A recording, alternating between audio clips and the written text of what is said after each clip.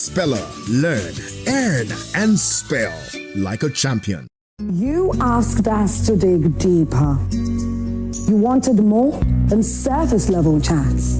You needed a space where real issues are heard and healing begins. We heard you.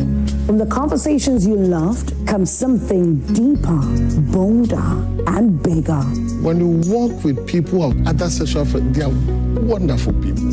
But their sexual preferences are different. This is Let's Talk, the show where no relationship is off limits. What is eating you up? Be romantic, platonic, familial, or broken beyond words? Raw emotions, unfiltered truths, and the courage to finally say what's been left unsaid.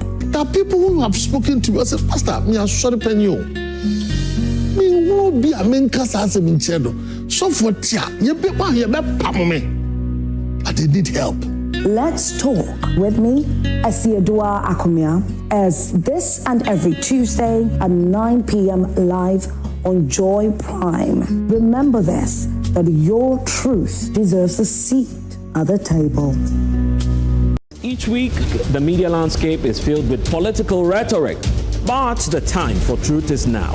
On Prime Insight, the Veil comes off will dissect the biggest political stories of the week. No half-truths, no distortions, just facts, context, and fearless conversations. This is not just another talk shop. This is the battleground for ideas. Join me, Blessed Sogah, as we demand accountability together. Prime Insight is on Joy Prime every Saturday. Ghana's politics unfiltered.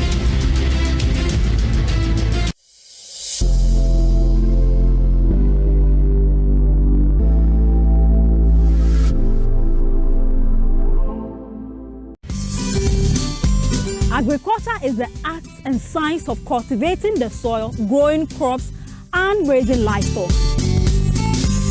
It also includes preparation of plant and animal products for consumption and distribution to the market.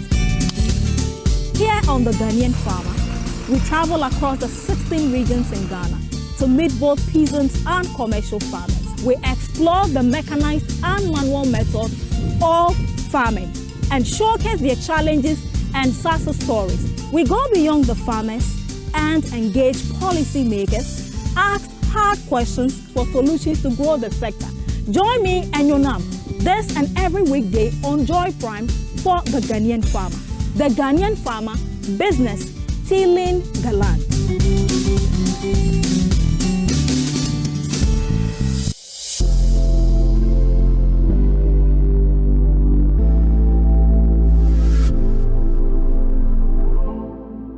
This week on Tokyo, the online, does it really work? Because, like she says, I want a clingy man. Online, how can I be clingy with you? Right now, if I tell you I'm deeply in love, you won't believe. How many years have you been doing online dating? Online dating. 2 years. 2 years. Miss me.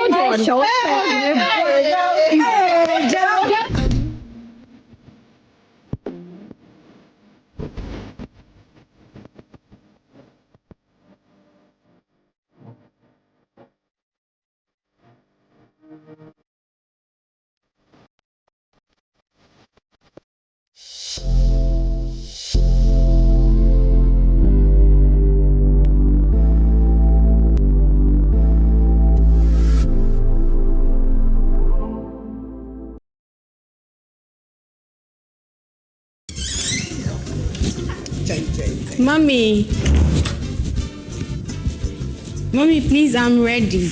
Ready for what? The school fees I spoke to you about. It's a no fees, no exam rule. Auntie, what should I do? That's why I've been telling you. Get a boyfriend. Pepe maybe not on show. My yebi. My bro. Ma, bro reaches your pen. And so on Tiasie. She's turned him down severally. What does Sam say? My bro, when will you grow? Me cry me here sponsor. What? say? My boyfriend caters for all my needs. Yes. Shouldn't maybe some so. Annie. No, mommy. The word of God doesn't teach me that. My body is not for fornication. I'm sorry, Dad. Use what you have to get what you want. No, my Bonnie, I can't sin against God. Hey, wait, for this guy, yes, don't fetch you out school fees. What? Come on, share. Ah, no question.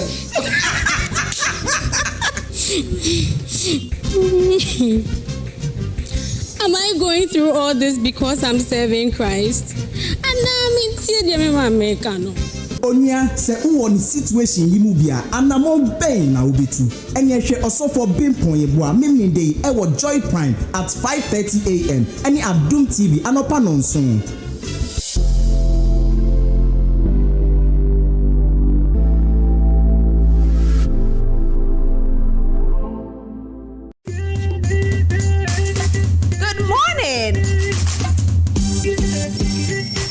Welcome to Prime Morning.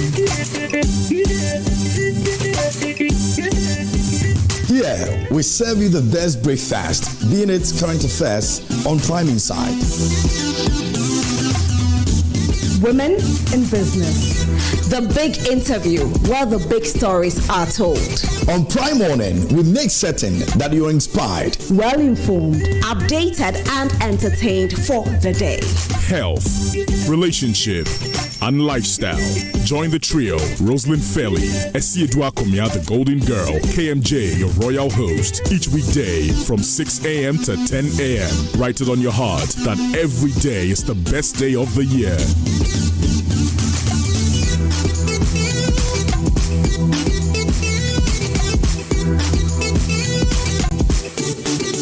My Inuatofe, drama lovers, are you ready for something adventurous, sensational, and incredibly addictive? This isn't just any chat show. This is the Prime Novella Chat Room. From shady past to shocking truth, every evening is a wild ride through lies, love, and digital dreams.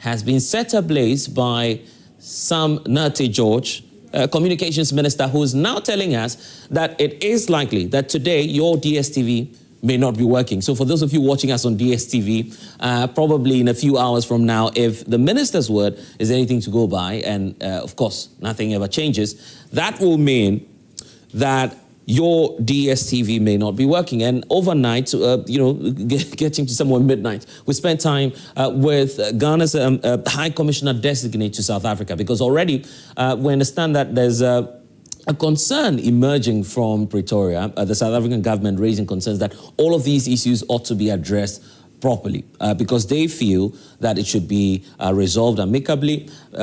Mind you, of course, South Africa has a lot of interest here in the likes of MTN and the others. So the concern now is in terms of investor sentiment. There are some worries that, of course, if this is not handled well, there may be a retaliatory decision by the South African government, the reason for which the belief now is that everyone ought to tone down. But will the minister do that? That's been the concern, and many asking questions as to what might be the next move of Sam George, the communications minister. Probably it's a good time now to just relieve that moment, bring you back excerpts of that conversation with High Commissioner Benjamin Kwashe, who is the ambassador designate or High Commissioner designate to the Republic of South Africa. They believe now is that in the next few hours, of course, some more engagements will take place, and there are hopes that the president will also intervene. So let's listen to excerpts of that, and then we'll look at the two other stories that we have on the agenda for this morning. Please stay.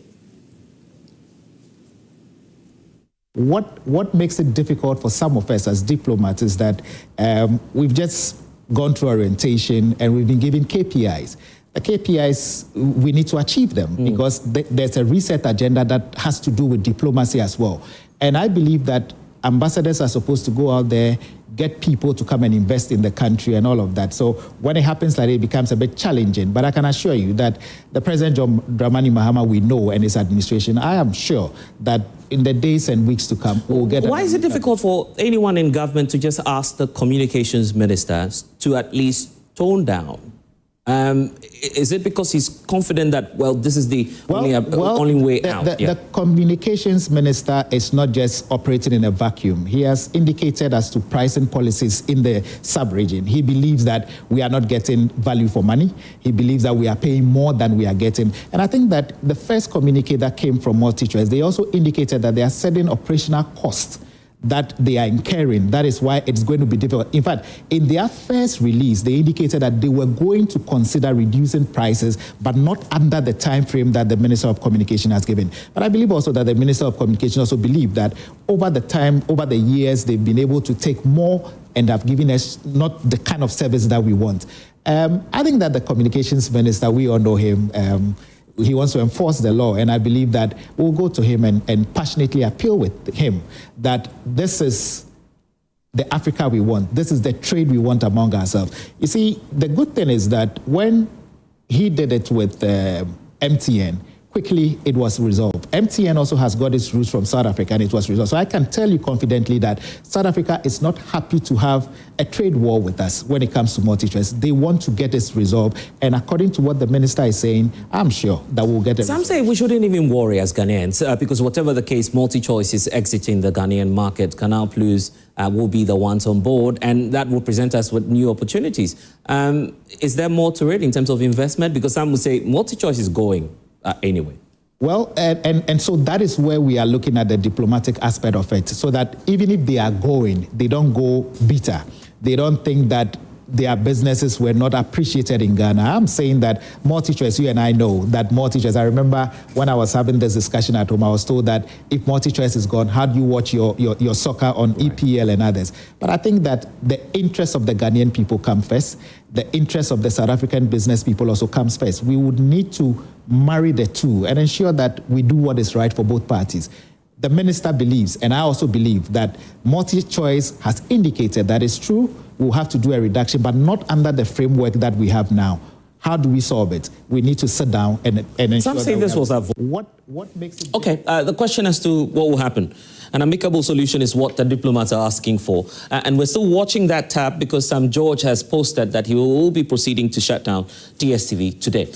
It's the D-Day for DSTV, if you want to call it as such, but we're still watching the space. Hopefully, we don't get cut off for those of you who are watching us on DSTV. So we'll take a look at all of that and how government intends to deal with the situation.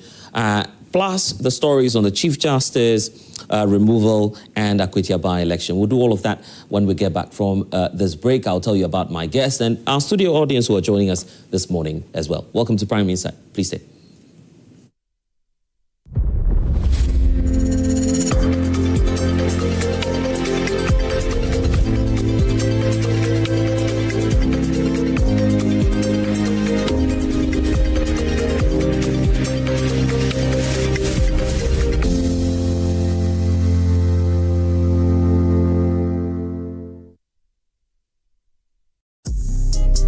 Are you ready to shop, network, and save big? Then don't miss the Joy Prime SME Fair 2025. Have 3 days to shop and discover unbeatable deals on fashion, food, technology, home decor, appliances, and more.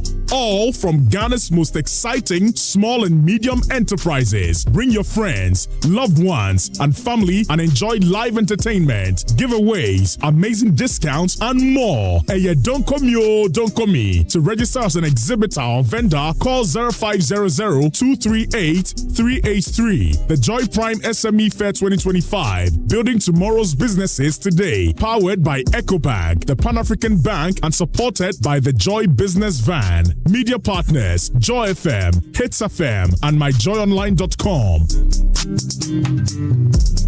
Something new is coming. Something exciting is coming. Joy 99.7 FM is giving you more of what you love sooner. Well, you can tell everybody. That's right. Fam, listen, I've got news for you. This is Lexus Bill, host of Drive Time on Joy FM. And now we have an early start. Drive Time on Joy starts from 2 p.m. from hence. Monday to Thursday from 2 p.m. to 5:30. Join me on the Best Late Afternoon Radio Show. More time means more great stuff, more great conversations, more giveaways, more interviews, and all the fun that you get to enjoy on the Best Late Afternoon Radio Show. Drive Time on Joy with Lexus Bill. One side,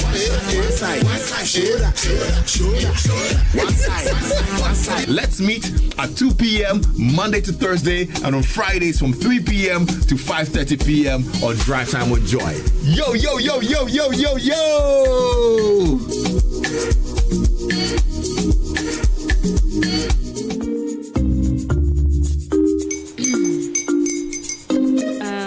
Kwame and his uncle are almost here. Wait a minute. This one too, your friend Kwame. Wait, Kwame.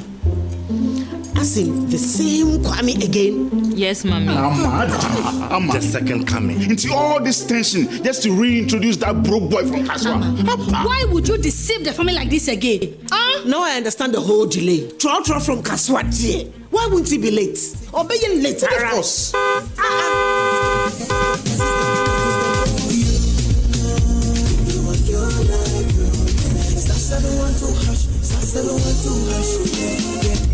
You go give me the luckiest, coffee from Georgia be luckiest, from not the block she be luckiest. Yeah, you go give me luckiest. No matter why you're luckiest, everybody go be that luckiest. That's Kwame! Send your God up boom.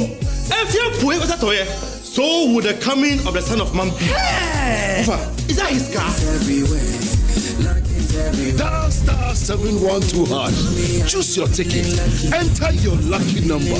Follow the prompts and let destiny handle the rest. This promotion is regulated by the NLA on the Caritas platform.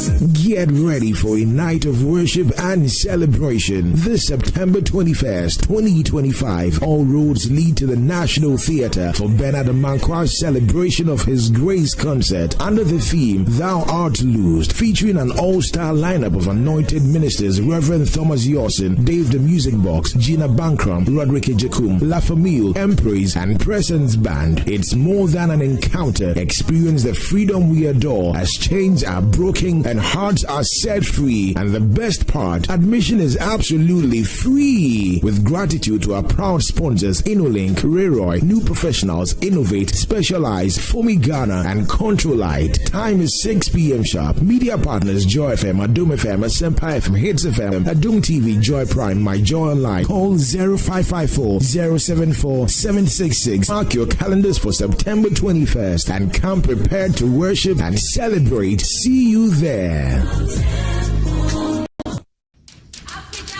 In every community, the skyline is dotted with uncompleted buildings. Some at the foundation and others at lintel or roofing level. Each one tells a story, a dream, a home in the making, because home ownership remains one of humanity's greatest desires. Wherever you are on this journey, whether you are breaking ground, building up, or simply furnishing your space, the Joy News EcoBank Habitat Fair is designed with you in mind.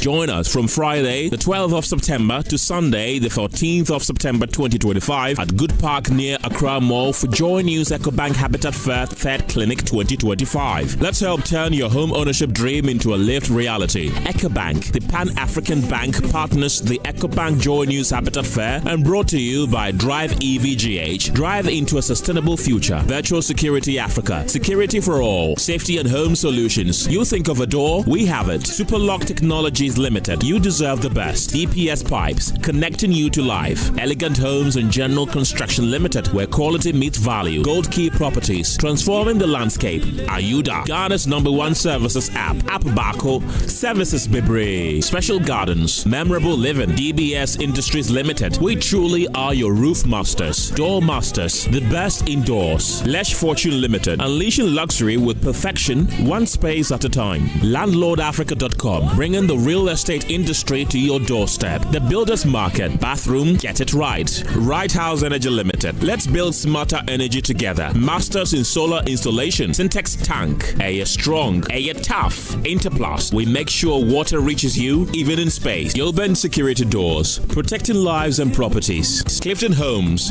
Beautiful homes. Wise investments. Western Villas. Where dream meet reality. EcoBank Joy News Habitat Fair 2025. Dream it. Own it, live it.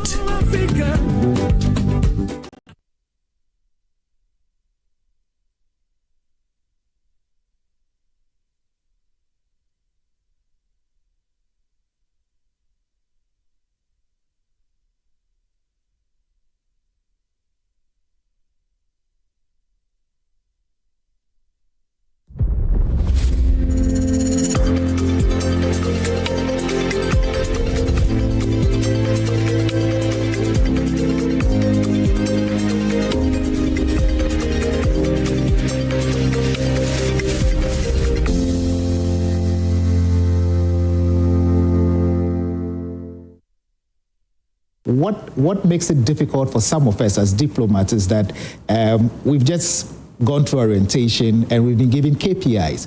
The KPIs, we need to achieve them because there's a reset agenda that has to do with diplomacy as well. And I believe that ambassadors are supposed to go out there, get people to come and invest in the country and all of that. So when it happens that it becomes a bit challenging, but I can assure you that the President John Dramani Mahama we know and his administration, I am sure that in the days and weeks to come, we'll get. Why is it difficult for anyone in government to just ask the communications ministers to at least tone down?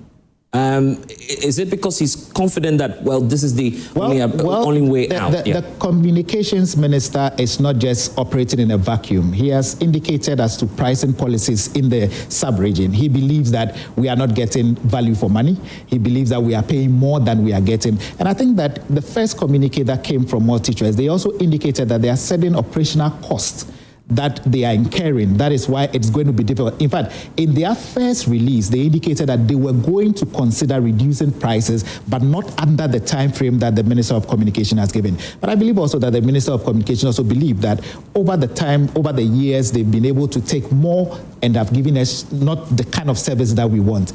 I think that the Communications Minister, we all know him, he wants to enforce the law, and I believe that we'll go to him and passionately appeal with him that this is the Africa we want. This is the trade we want among ourselves. You see, the good thing is that when he did it with MTN, quickly it was resolved. MTN also has got its roots from South Africa, and it was resolved. So I can tell you confidently that South Africa is not happy to have a trade war with us when it comes to multi-choice. They want to get this resolved, and according to what the minister is saying, I'm sure that we'll get it. Some say we shouldn't even worry as Ghanaians because whatever the case, multi-choice is. And thanks for staying with us on Joy Prime. This is Prime Insight. So let me tell you about my guests helping us to do the conversation for today. Ivan Chase, youth activist, has always been on the show. Thank you, Ivan, for spending time with us this morning. We have Nanaya Jantua, who's a presidential staffer. Fatimatu Abubakar is the former minister for information, all joining us this morning. Thank you, gentlemen and ladies, for joining us. And of course, I'm much more excited because last week we got a lot of backlash that you don't allow the women to come on the show. So it's good to have all of you join us this morning. Then we have, as usual, audio studio audience who always come in, student leaders from the universities, also some of the interest groups. It's always good to have all of you join us. Paul Amwako is Deputy Spokesperson for the Alliance for Foot Soldiers Advocacy, AFA. Kamal Bruni is also with that group. He's in fact the spokesperson joining us this morning. We have Amantana Said Mashoud, who's from the University of Ghana. He's coming here with a lot more colleagues. There's Said Sulemana, Ramsey Idris Sulemana, and Iman Napasi, all joining us this morning. We also have Julius Selikem from ATU, who's also in the audience, and Sulemana Ibrahim Musa, who's chief clerk at the University of Ghana Parliament, I understand. He's a big man, isn't it? Okay, so good morning to all of you. And in the last few hours, multi-choice has just come up, the DSTV issue has just come up, and so probably we'll just brush that off quickly, and then we move into the Chief Justice removal and all of that. Ivan, what do you think? The concerns that now the South African authorities are concerned about what's happening, and the diplomats are asking that we tone down. What do you think? Yes, good morning to your viewers and everyone around. I think it's quite a bit complex of an issue that we need to resolve. Because if you look at how this whole thing is unfolding, it's a complex tale of some sort of diplomacy and some public sentiment being fueled by a certain rage among Ghanaians. Right. And I think that is a legitimate concern that has to be addressed. You might not like the approach, especially the grandstanding position by the minister on social media. I think it's a bit quite unfortunate. You're calling it grandstanding? Really? I support the reduction in the prices. But you see, because there is a bit of diplomacy in some of these things, I think the approach should be a bit less the way we say it. That's my position. Because multi-choice in recent time has been going through the same pricing cycle in Africa. Recently, it happened in Nigeria. It was resolved in court. And I think that, you see, some of these things point to a structural weaknesses that we've always been complaining about, because we shouldn't be having this kind of a discussion. For me, I think that if we have systems and structures in place, some of these things will be taken care of by the system itself. You will not have a minister engaging directly with a multinational company, this back and forth. So is it going to be that the next time from, multi-choice, we are moving to MTN, and then another? Do we have systems in place that take care of some of these things? So I think these things should not be an individual fight. The minister is much more concerned about disrespect, isn't it? He says, well, it's about regulation. MTN had a similar problem. It's been resolved. Yes. What's so difficult for multi-choice to just join the committee he says he was forming? I think disrespect, it depends where you stand and how you want to say it. But for me, I think we should focus on the issues at hand and get all the parties involved and have this particular issue. Do you think it was right for multi-choice to come out publicly to say Well, we didn't agree on a price reduction with the minister. It was highly unnecessary. Maybe they also wanted to clarify it, but it was highly unnecessary because I think what is important for now is resolving this whole thing, because as we speak, there are a lot of subscribers in Ghana who have already paid their money. So if this particular service is truncated... Oh, yeah, I wasn't even thinking about yes. that. Yeah, so some people have paid for subscriptions already. Yes, yeah. And today there are matches. So are you going to compensate them for that? So you see, it's a whole lot of... It's a complex thing. That is what I'm saying, that we need to just be very diplomatic in our approach and make sure that it's a win-win situation, because at the end of the day, the people of this country will become victims within this temporal period that this thing is taking off. You understand? This is not the first time the minister has moved on the issue of price reduction. He did that with the telcos on the issue of the data. Yes. Yes. He secured that for us. Ghanaians were happy. Oh yeah, In fact, I'm using one of these bundles. Yes, I'm all for a reduction, because if you look at the disparity in the pricing in the sub-region, it's quite outrageous. We've been cheated for a very long time. I'm happy Sam George has taken over this bold initiative just to ensure that there's a slash down, so that at the end of the day, Ghanaians will be a bit relieved. With the recent reduction in the dollar and the prevailing economic situation on the ground, I think something needs to be done. But over the years, some of these multinational companies come and take advantage because there is a laxity in terms of how our laws operate, and they take advantage of it. So I think this is an opportunity, but it shouldn't be seen as an individual between and a company, but rather there should be systems in place that should spell out what has to be done. The pricing modalities, there are structures in place that deals with some of these things, so that at the end of the day, you might not be engaging directly with this sort of a banter here and forth. And I think we just have to resolve this issue once and for all. Fatih, there was a statement earlier when this came up from the minority side in Parliament. In fact, their main concern was about caution, because you don't want to create ruffle investor sentiments out there, because a lot of people are watching, those who want to invest and all of that. But the minister is also concerned about pricing for Ghanaians. So where should our priority lie, actually? Good morning, Blessed, and also to Nana. I'm always excited to see my sister meeting Ivan for the first time, and also to your distinguished studio guests. I believe at every point in time, and also probably over the period, my position on some of these issues has shifted, also because I was a minister. And if there is any lesson, especially for the young ministers, is to understand how to navigate diplomacy. A lot of results have been achieved and can continue to be achieved without any public spectacle, without reducing delicate conversations to social media banter, or who gets the most clicks, or who gets the most attention out of it. It is not an ego thing. If we have a situation within the information space, and at the time as information minister, I need resolution, I will not put camera on it. It is important to engage in a lot of behind-the-scenes negotiations to ensure that, one, you have investor confidence in the state. You would assume that this is just a banter between DSTV and Sam George. It is not. Any other person seeking to bring FDI to Ghana will be looking at how Ghana does business, how the country treats investors. Are we compliant with the GIPC Act? Are we compliant with the Free Zones Act?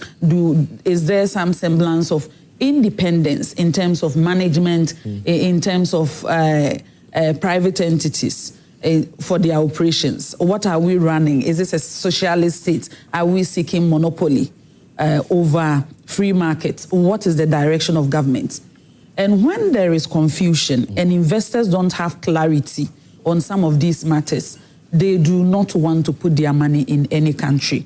Someone will say, no, but he's fighting for Ghanaians. We are not fighting for investors. There is a reason why over the period, if you look at all the principles in economic law and energy law, that establishes a basis for North-South relationship, and also the relationship between investors and sovereign. Because for developing countries and lower middle income countries, you need investments. You need people to pump revenue and set up capital into the system. You need them to.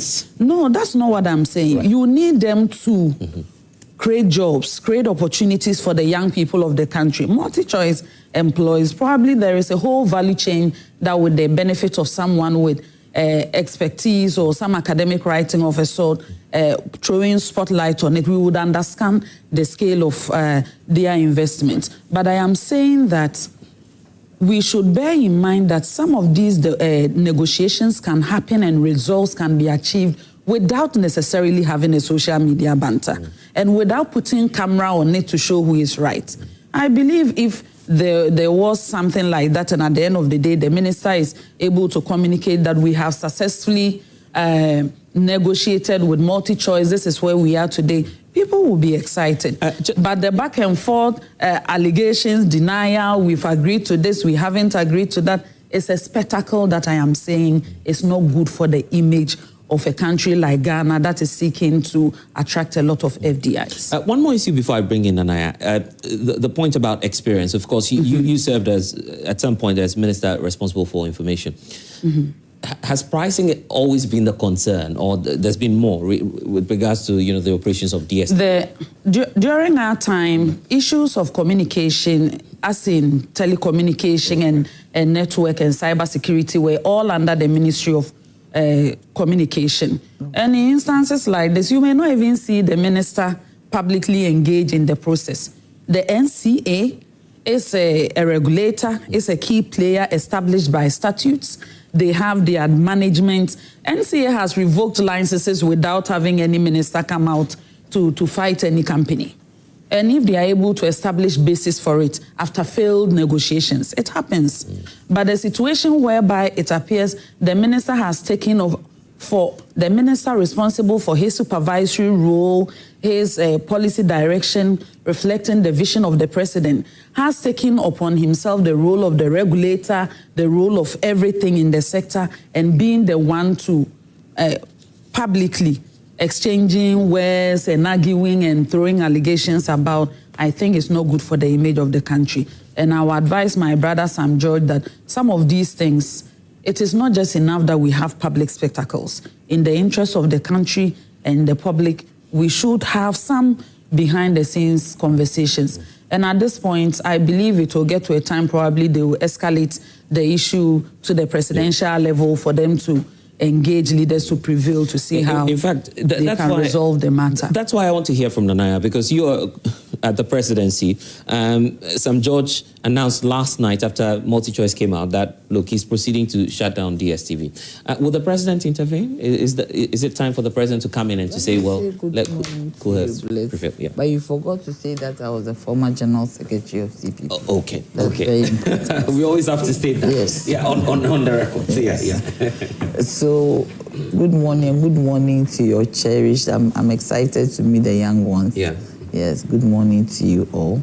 And good morning to my sister. I miss you. Opposition is doing you well. And by good the morning. grace of God. And good morning to my dear. You see, I'm listening to Fatih talking nicely, but the point is that to be escalated to the presidency. What has happened in the presidency concerning DSTV? No, the need for the president to come in and But I am saying that what has happened in the presidency concerning DSTV? DSTV has been disconnected in the presidency because of pricing. Oh. All offices in the presidency, including the president's office, we are not watching DSTV because of cost. So what do you watch then? We watch the local TV, the television, free to air. Yes. We are not watching because of cost, because of price. I disagree with Fatih. See, Fatih is talking about international economic law. That is book. You see, that one is in book. You learn it to pass an exam practically. We should let the investors know that this is Ghana. You cannot go anywhere and do what you like. Bless, do you understand me? There should be a dichotomy and a balance between what the investor can do as an investor, getting his or her money, repatriating their capital and their profits, and also dealing with Ghanaians. You might have a free market situation, but it does not mean that Ghanaians should be treated anyhow. Multi-choice that we are talking about, what kind of service are they rendering to us? The premium is almost 1,000 Ghana cedis. the premium. So they have different segments. They have sports, they have films, they have Africa Magic, they have Aquaba Magic, that is the Ghana channel.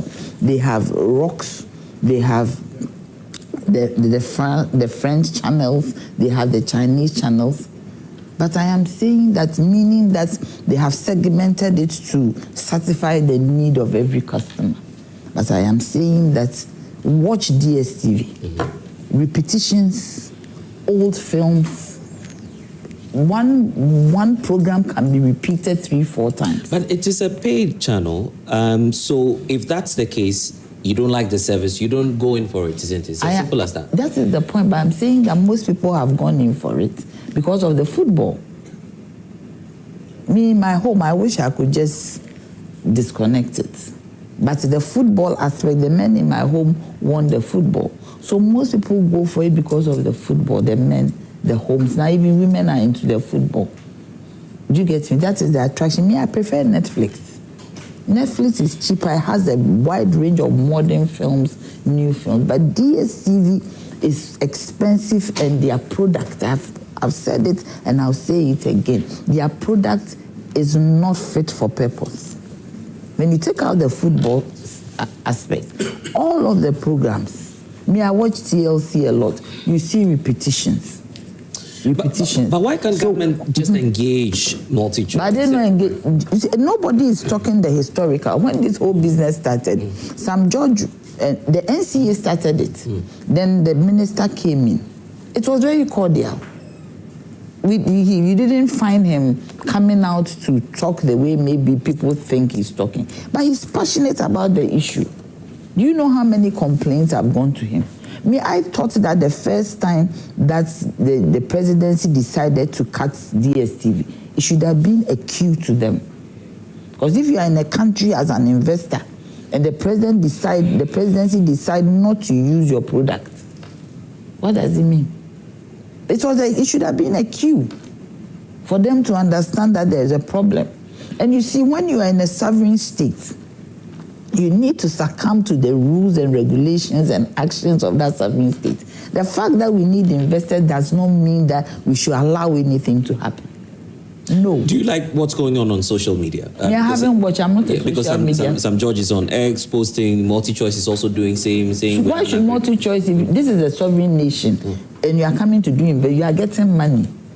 So if they are not making any profit, then they should just say that you are worrying us, we are folding up. The fact that they are still here means that there's some kind of benefit that is inuring to their activity. So why don't you also calm down and say, this is your country, I am here. Do you get me? This is what you are saying. I might not like the way you said it, but there might be a reason why you said it. There are some people who accuse government of playing politics with this because you feel that, well, a lot of people are on board with you on this. It's time to bully. It's got nothing to do with politics. There's no bullying in here. This is our country. We should start understanding what this Ghana is. And we should start understanding what this color is. This color is Ghana. You, me, Fatty, everybody here, we are Ghana. So if you come around and you are doing business and we say that we are, then it means that any investor can come and do whatever they like. I worked in investment promotion for a very long time, GIPC free zones, before I came into energy regulation. Do you get me? The investor has to go according to rules and regulations. But apart from the rules and regulations that we have, do you get me? That is steeped in law. We also have to look at the social aspects of whatever they do. It is very, very important. And in utility regulation and in tariffs, we call something a decision variable. A decision variable is where you look at all the social factors. You don't only look at the economic factors. So this is the decision variable that Sam George is trying to bring out with NCA. He didn't do this. And you see, NCA is under the Ministry of Communications. And for me, anything Ghana, we have to look at it. I do not think that Sam George just got up one day and said, DSTV, go. or DSTV reduce your. There must be some complaints that have gone to NCA. Right. Ghanaians have spoken. And do you know the numbers? Look, I know somebody who told me that people are not even, paying their subscription anymore. They cannot, because it is not cheap. But Fatih, MultiChoice has also raised that concern that, look, there is piracy in the system, people are hacking our systems and all of that. We're not even as profitable as you think we are. And that is why I was saying that Nana was talking about books. It's not about books. Nobody is against government or its assigns negotiating with any foreign company.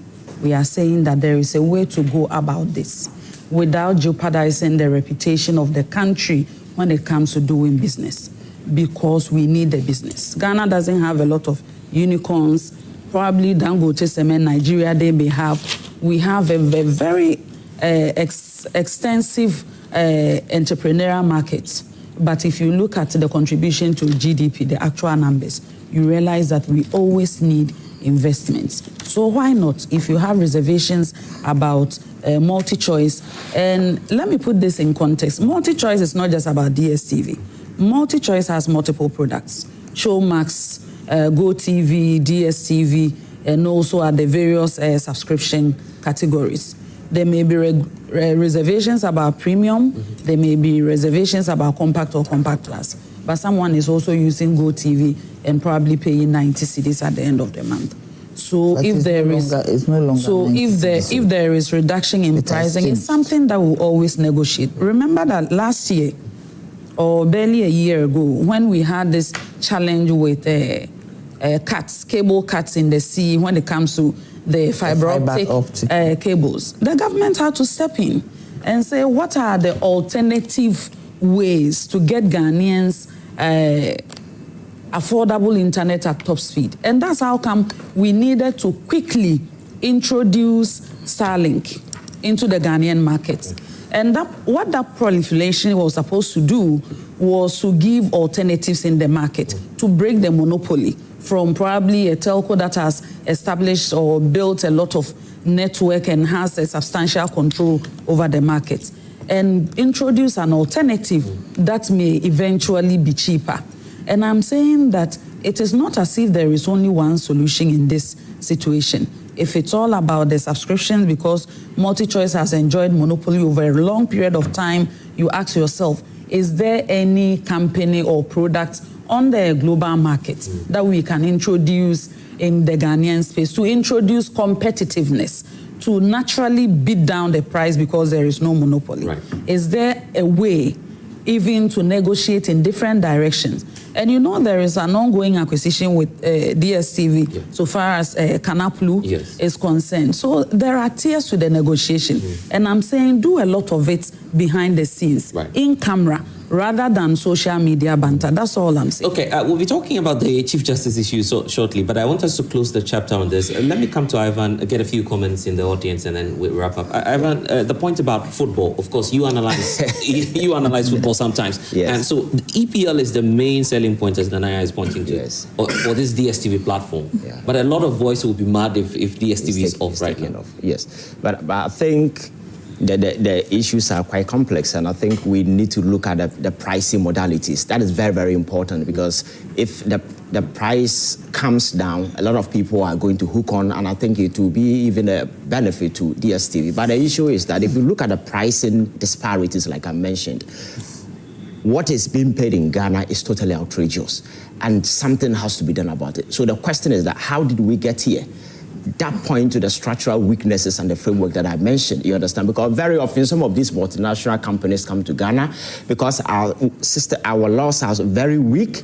They come here, make the money, and they repatriate everything away, because there are no systems and measures in place that says, hey, keep a certain percentage of your profit in this country for some time. They take everything away. So at the end of the day, if the GDP is red, they mention huge figures. But at the end of the day, all these monies leave the shores of this country in dollars, and they leave us impoverished. For me, that is the problem. So in looking at all these things, we need to tighten our laws just to make sure that some of these things is taken care of. And again, we must also be looking at breaking the monopoly, because all these things is brought about because of the tacit monopoly that multi-story enjoys. So you feel we should just bring in more, as many as... Yeah, exactly. So that when we break the monopoly, I think that will be down the price, and there will be some sort of a competition among the players, and people might want to introduce certain pricing modality just to ensure they woo customers. And I think these are some of the things that we need to do and ensure that...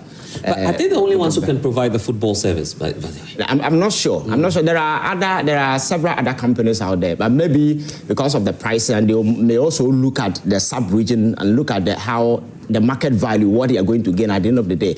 But I think as a state, the state can have some sort of engagement, discussion with some of these companies and see if we can bring some of them, because that is the only way. If we allow multi-choice to play whatever they are doing, obviously, I think the monopoly would obviously take to their advantage. Kamal, you had wanted to come in with the point? Yes.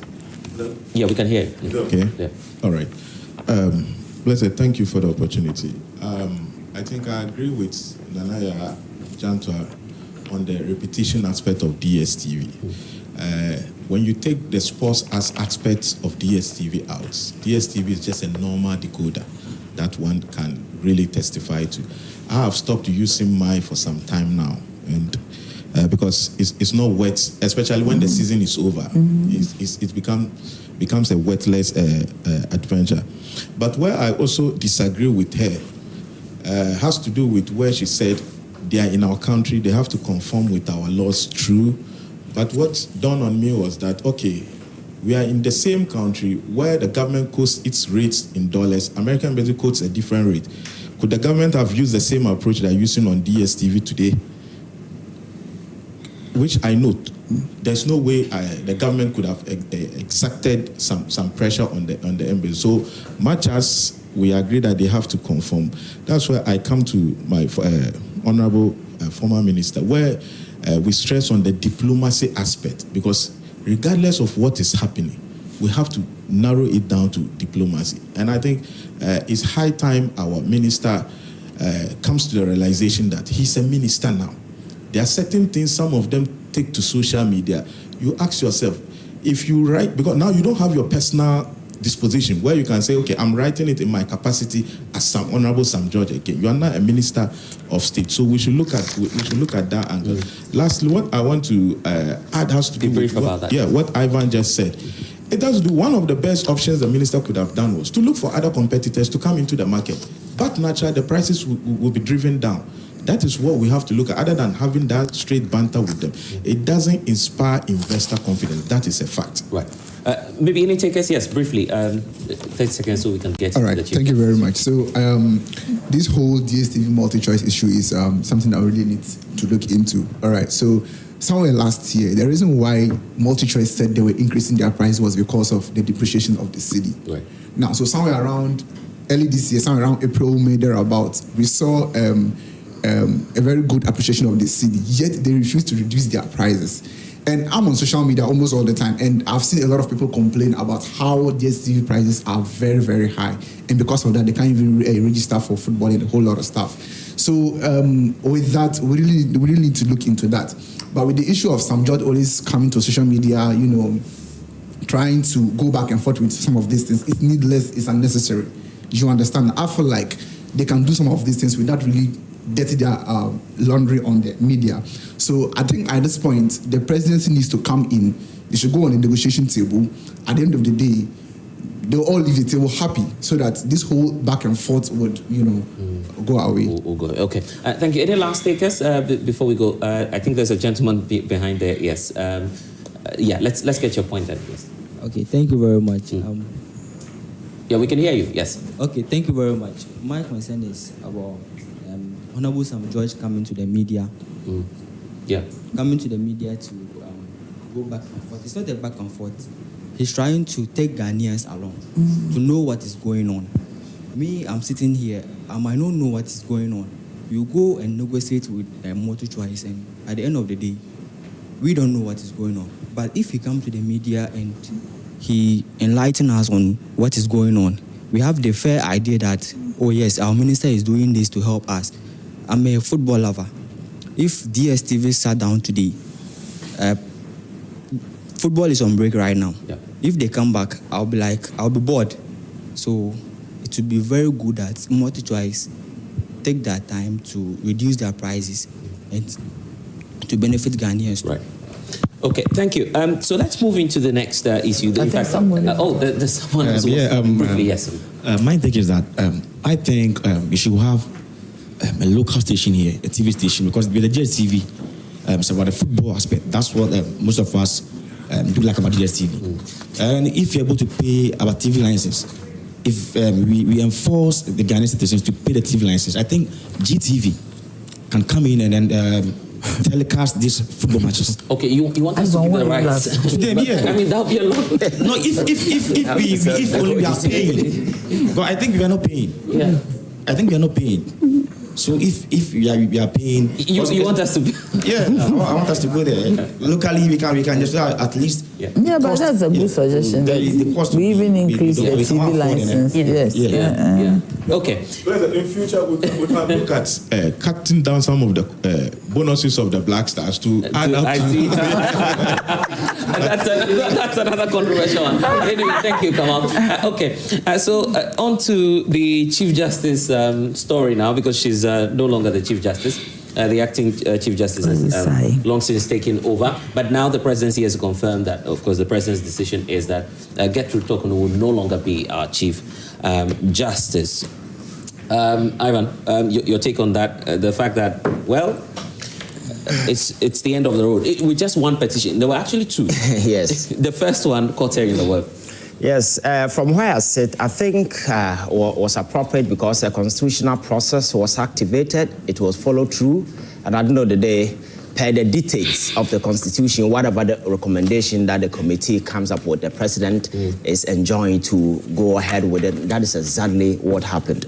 Yes, I've listened to a lot of concern being expressed by people regarding the future of our democracy and other issues, but for me, where I sit, that the president received a petition from a Ghanaian who felt that certain things had gone on in the judiciary that were inappropriate, and a petition was sent to the president. The president is mandated by the Constitution to forward the same petition to the Council of State, and that is exactly what he did.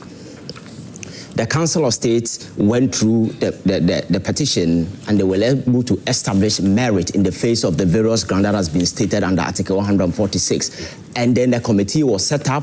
The president signed a warrant. That is a discretion that only the president can exercise, because per the Constitution, if prima facie is established in that situation, the president can sign a warrant, and that is a discretionary power only the president can exercise, and he did so. And President Mahama wasn't the first person to do that. I remember when Justice Derry and 4 others had issues with ANAS, and prima facie was established in their case, President Akufo-Addo signed a warrant suspending them pending investigation. When the investigation ended, the committee recommended that they be removed. So for me, this is not a novelty. It has been done before. But what I find quite mind-boggling was some of the disposition of the Chief Justice in reacting to some of the situations. You mean the former Chief? Yeah, former Chief Justice. Right. I was quite shocked with some of the reactions and some of the comments that she was making. First of all, when the president forwarded the petition to the Council of State to establish merit and to establish what they call a prima facie, she came out asking for a ruling from the Council of State.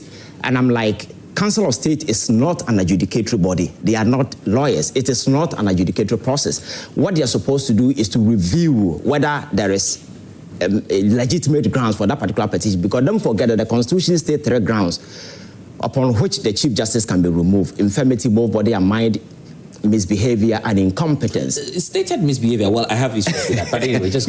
stated misbehavior. These are the 3 grounds. So because the Council of State is not an adjudicatory body, they cannot go into the legalities and the constitutionalities of the petition that has been submitted. So they only situate the petition within these 3 parameters to see whether they are competent in the face of the Constitution. And that is exactly what they did. So to demand for a ruling from the Council of State, I found like this is not an adjudicatory body. So what ruling are you looking for? You understand? And you see, over the years, I keep telling people that we are not growing as a country. If you look at the Constitution, that provision, it says the president should forward the petition to Council of State. The processes and the guidelines that has to be followed to ensure that the Council of State arrive at a decision. That has never been written anywhere. There is no procedural arrangement that has to be followed. So there is some kind of ambiguity hanging that particular process. You feel we should review that provision in the Constitution? As I keep telling people, there are several portions of our Constitution have outlived their usefulness, and we really need to approach them radically and review. So then we're not fair to the former Chief Justice then? No, but she was Chief Justice. She saw these things. She didn't do anything. And some people in the past... She's just a Chief Justice. I mean, she's not into... No, but if you and I sitting here can just look at the Constitution and see there are several portions of it which have outlived their usefulness, a Chief Justice ought to have known it. You understand that? Because and do what about it, really? No, you see, democracy is a growing process. We can activate a conversation and have some of these things. Before the election, there was this social media argument that we needed to do something about our Constitution. Now, President Mahama has set up a committee. They are going through the Constitution just to have it reviewed, because constitutions are supposed to be a living document reflecting daily aspirations, wishes, and whatever that is happening within the country. So always you need to update it. It must grow. Here's the thing. There's another former Chief Justice, Sophia Kufu, who's not happy about the decision. In fact, she's gone public on Yes. She's an individual just like any other person, and there are a lot of people who are not happy about it. So for me... But she testified, and her point is, look, if you look at the threshold, this is not something we should be very big on. It's just about travel, you know, and some other few. No, you see, you can't brush some of these issues aside. For instance, if the law says that if the Chief Justice is on a private trip, you need to go with the security.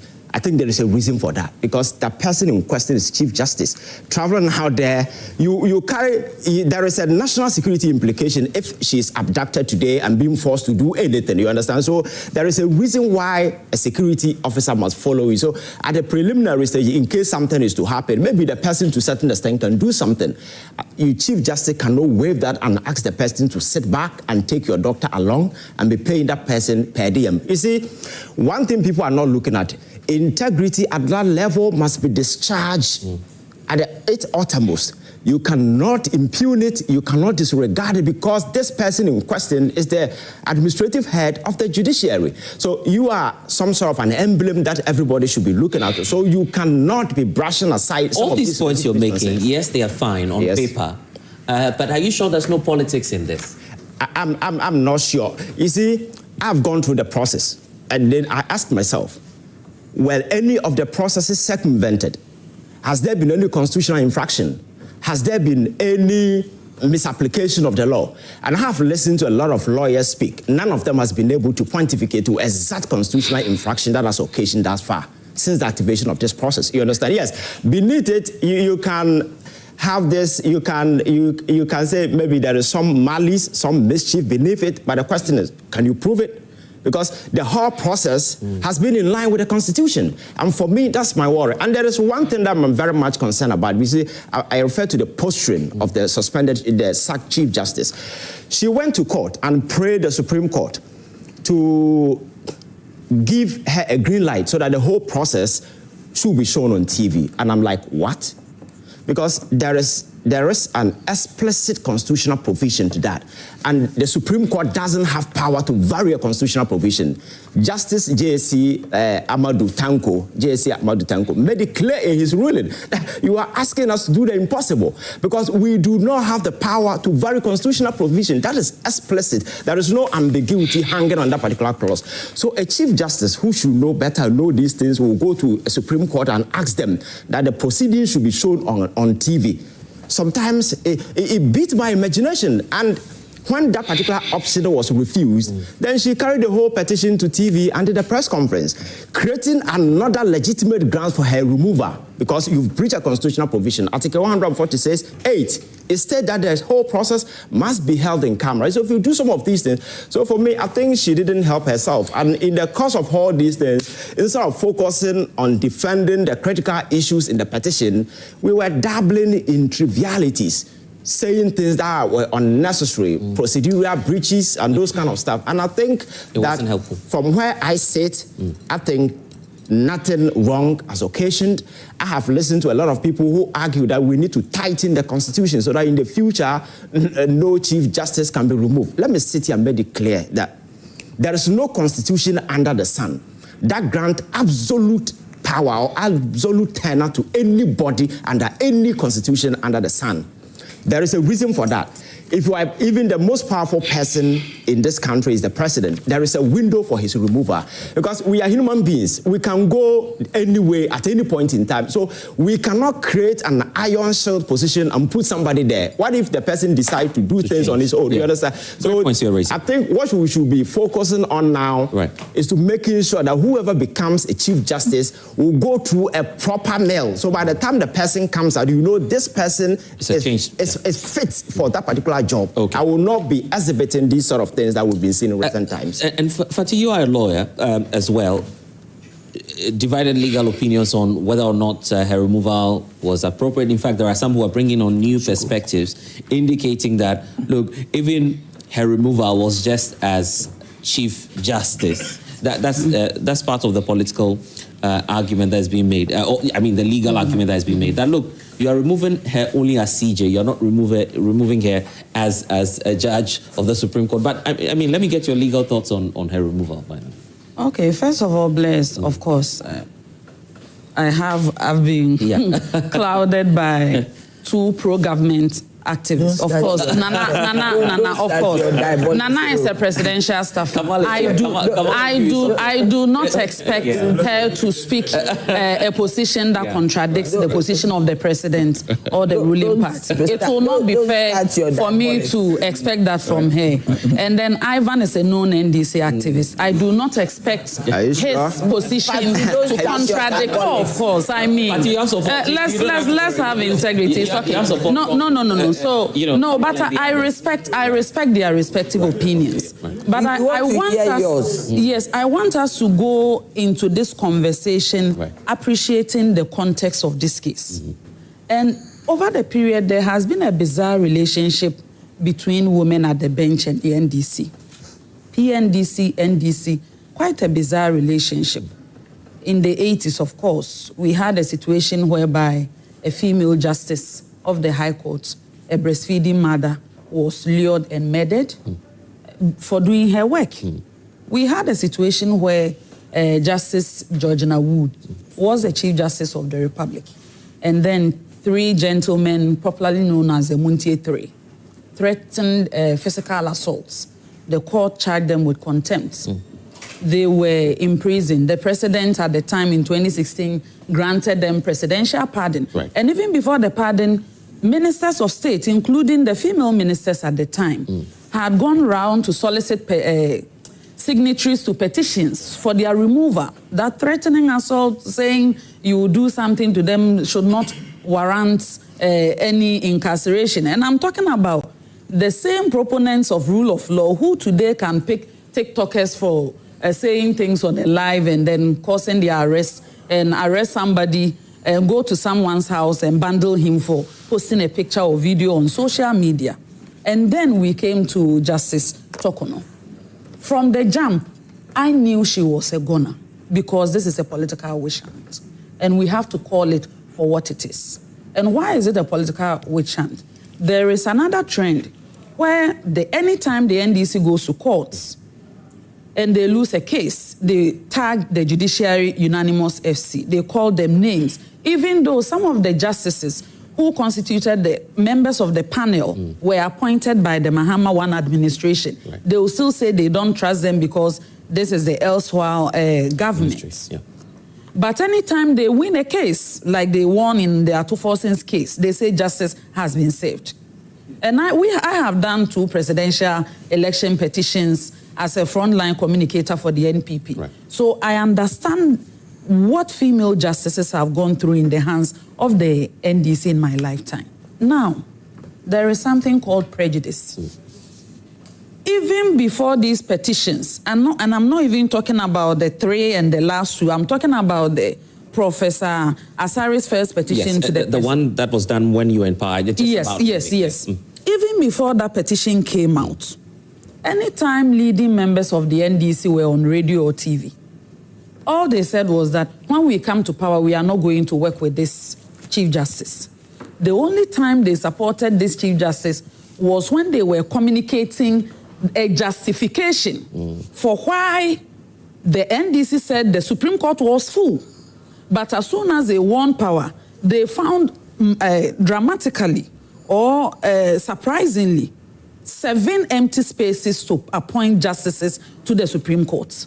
But because they are doing it, it's justifiable. And if it is being done by another government, it is not justifiable. I have heard radio interviews, and I have watched some of the radio interviews on YouTube, where the chairman of the NDC, Mr. Johnson Asiedun Ketia, aka General Mosquito, has said that the Chief Justice is a goner. And I'm talking about even before a committee is constituted, even before a prima facie case has been established, even before there is a hearing for the outgone Chief Justice to state her side of the story, they had communicated publicly and given the direction and communication to their allies, their third party, so-called neutral allies and everybody to go out there and say the Chief Justice is a goner. The Chief Justice is a goner. Now the next attention should go to the Electoral Commissioner. I wouldn't be surprised if a fictitious petition, a frivolous petition is filed tomorrow against the EC. There are some already filed. And then, yes, and then there will be a charade of another Article 146 hearing to remove someone whose qualification is similar to that of a justice of the Superior Court. But one thing is for certain, most of the people who are having commentaries on these issues have not even read the petition based on which the CJ is removed. Neither have they read her response to the petition and the key issues that she raised in them. I have read the 21-page petition that Mr. Daniel Ofori wrote to the president. And I'm basing my submission on that petition because the committee's work, based upon which the president has removed the CJ, is only dependent on the Daniel Ofori petition. Not the shining star, not the Apologo. Has been suspended. Yes. Are you get the suspension as it stands today is based on Daniel Ofori's petition. Daniel Ofori's petition contained 25 allegations. 1 on purported misbehavior and then 4 on stated incompetence. And the petition did not come with any exhibits or evidence, for which earlier on the CJ was contesting why a petition that has gone to the president for him to onwardly forward it to the Council of State for a determination of prima facie case, when the petition does not even come with exhibits or evidence. One more evidence we need. I am coming to the substance of the petition for the benefit of our viewers and for the purpose of education. Let's come to the first 3 counts of the allegation that were made against the former CJ. They said the former CJ has traveled to Tanzania, Arusha with the husband on a holiday, on a vacation, and the state had to pay for it. They said the CJ had traveled to the United States with her daughter on a vacation, and the country had to pay for it. They said she has taken a per diem, an impress of $14,000 and failed to retire it.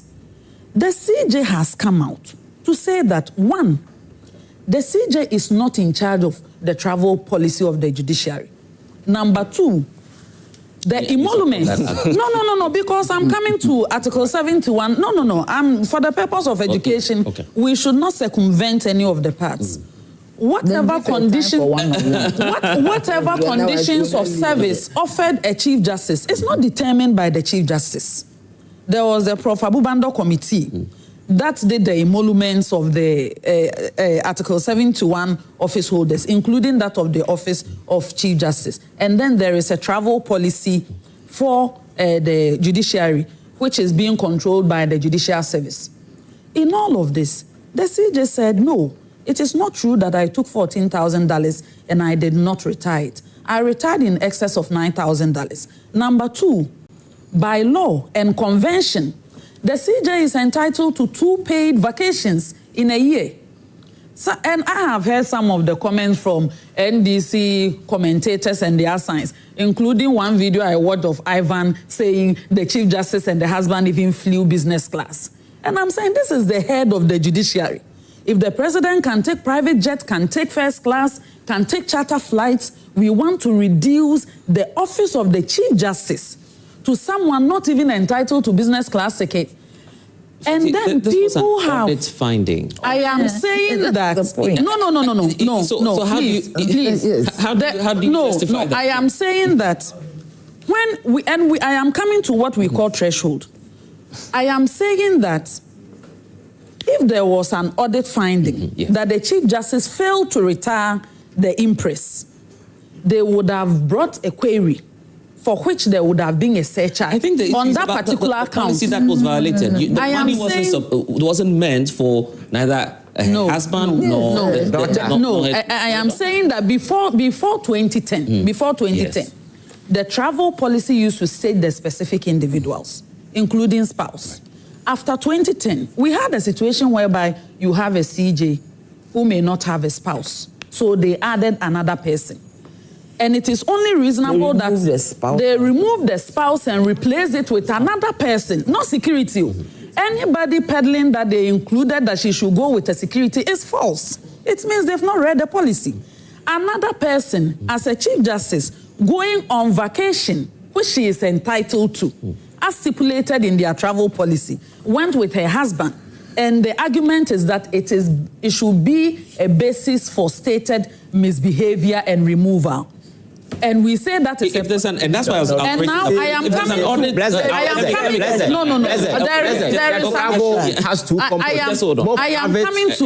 I am coming to another issue. As for public travels or official travel, it's unlimited. It's unlimited. There is also an allegation in the Daniel Ofori petition talking about the Chief Justice one that she has some form of bias in his case with EcoBank. She had an interest of assault, and for that reason, there was a judgment against him in that case. If anybody cares to know, if you go to the Supreme Court, whether they are exercising their exclusive original jurisdiction, whether they are exercising their interpretation and enforcement jurisdiction, whether they are exercising appellate jurisdiction, the CJ does not sit alone. No justice of the Supreme Court sits alone. It is always a panel. If you state that someone has misbehaved because she was a member of a panel that ruled against you, why is there no petition brought against other members of the panel? Because in any case, if there was a panel of seven, if there was a panel of seven, and the CJ had a dissenting opinion, and the other 6 ruled in favor of your case, there was no way the opinion of the CJ was going to override yours. All that I am trying to say is that if you look at the substance of, and I can run you through allegation, responses, back and forth and everything, and tell you one thing, that there shouldn't have been basis for removing the Chief Justice if truly, the intention was to protect the Constitution, to protect the law or the judiciary. The only justification is that they had promised that we want to reset the judiciary. We want to remove these kinds of people and bring our kind of people. And we have won an election that has given us overwhelming goodwill. And at this time, even if we do anything, Ghanaians will not say anything. Right. And that we heard that in the time past there was an EC chair who a petition was brought against under Article 146. So this is our time to get our kind of flesh. And for that reason, we should, she is collateral damage for the previous administration. State that. If you say that with your full chest, I don't mind. But to antagonize the woman, to lie on her, to bring frivolous petitions and constitute a committee whose judgment was known even before they started their work. It's unfortunate. You see, if the Chief Justice is the head of the Supreme Court, but you see, when you say that me and Ivan, we are going to be straight jacket, it means we are touching our credibility. When it is wrong, Nana, you know I love you. But you are a staffer. You speak for President Mahama. But the point you don't speak for the okay, so let's discuss this. But you discuss when you do it. You see, when it is wrong, it is wrong. When it is right, it is right. You mentioned the audit report. Yes. She was dodging it. I worked in the public service. Once there's an audit report on a matter and it is not dealt with, it will come back and get you. Because this issue we're talking about, once it appeared in an audit report, what actually happened? This morning when I was coming, I was telling myself that I think that we should get the full details of what happened at the committee. That's why they arrived at the decision they arrived at. Yeah. Because the speculation is getting too much. We have a constitution, unless the MPP is saying that they don't believe in this 1992 constitution. 1992 constitution from Article 6 to 10 gives you how a chief justice will be removed. But you see, if Fati is going back to when 80s, when there was a coup, then me too, I'll go back to 66, when my auntie was killed because my father was a minister. Oh, really? I mean, that, then we go back to 66, the CPP and the UP tradition. If you are going back into history, you talk about how Kobodu says sister was killed. You go back into all that. You get me? We all have history. But there are times this nation has moved forward. And once the nation has moved forward, because everybody has a certain kind of history that has brought us thus far. When you go into the US, the European history, there were wars, there were revolutions, and now they are where they are. So if Ati and her people and her assigned, they want to go back into history, then we'll also go back into history. You see, the point is that the Constitution is here. We have used the Constitution to go through a process. And once that is it, I think that we should all let it be. But the MPP will not let it be. I am surprised. This woman, is she MPP? Why do you say so? You asked Blessed Ivan a question and he did not answer. You asked that we've brought politics into this. It is the woman who brought politics. Do you know that it is the woman herself who politicized the whole thing? Because the MPP went on demonstration. Look at Fati defending. Is it her business? But she's concerned about the law. No, I am saying that, is it her business to? All of them are defending this woman. I want to find out, is she MPP? Because the evidence on the ground is that MPP is going on a campaign to defend this woman and chide government for doing this. It is not even government who has done this. A petition was brought by a citizen. There were 3 petitions, I guess. Only one had veracity. One. And that is what they used. Fati speaks and forgets about the audit report. That is key. You've heard from the likes of the former Chief Justice, Sophia Kufu, who says, well, you haven't met the threshold. And she's not the only one. Is there a threshold for crime?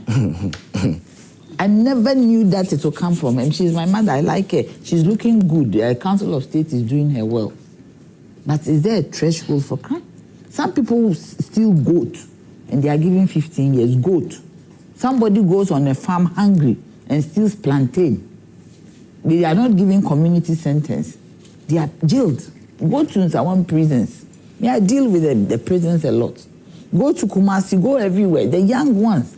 People like my children here, my young ones here, their age, younger than them, they are in prison. And when you ask them, somebody stole plantain, so there's a threshold for crime.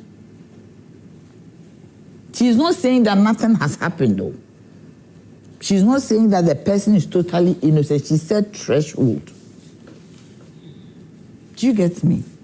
Don't you feel there's a gap in the law when we say stated misbehavior? It's something that can be taken advantage of. Don't you feel that's what the problem is? I mean, once it's there, till we haven't taken it out.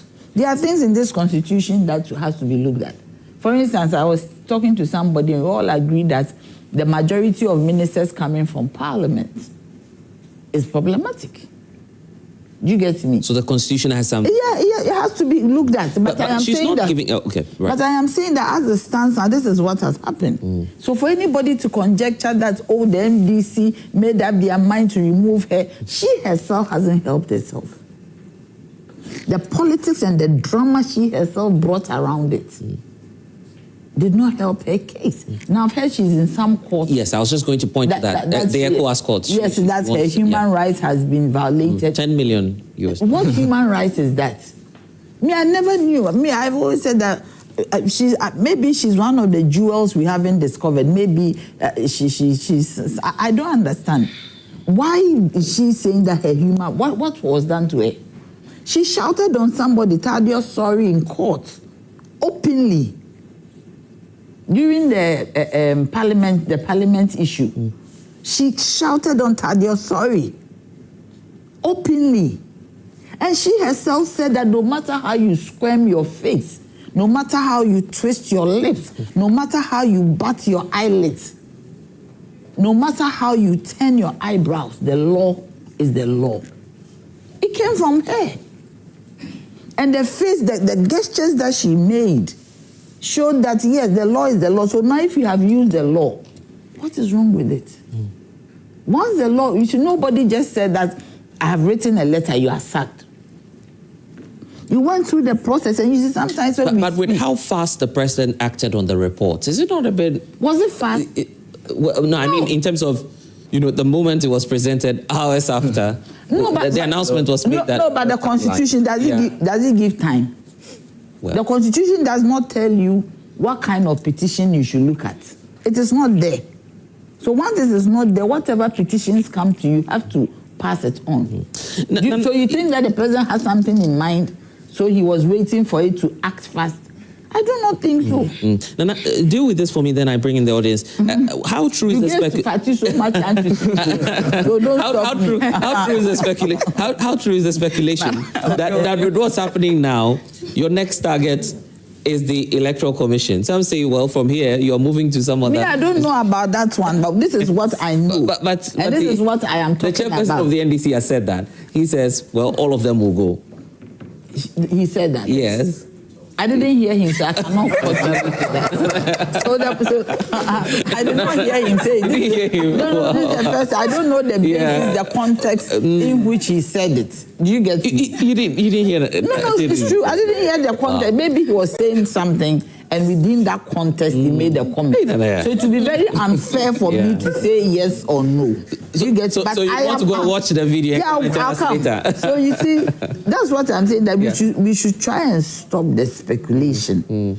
And one thing that also worries me is the fact that on this committee are very credible and men of integrity. Maybe I didn't speak the English well. On this committee are men of integrity and men who are credible.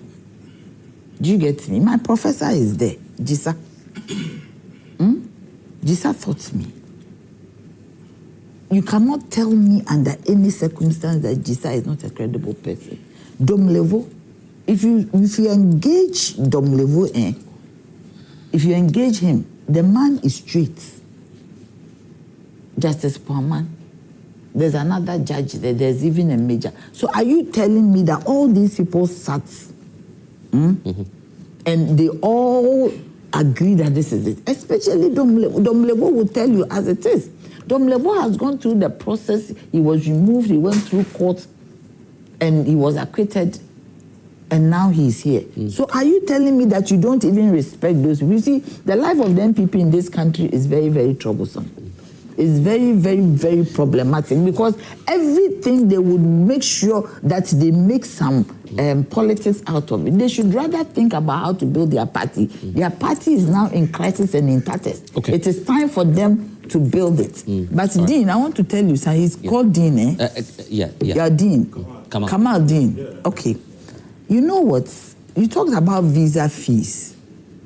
You were saying about visa fees. But you know there was a time that a foreign minister went out to say that the visa fees were too high, especially with the UK at the time. No, one of the foreign ministers, I think it was Ayoko Boche. No, I'm talking about whether the visa fee is high or not. I'm talking about where an embassy quotes its own rates as opposed to what the government... The embassies are different. No, but they are within the country. Yeah, but I'm saying that the embassies are different. They have their own, different currencies. They have their own operations. So for the sake of time, let's... there's time and you give...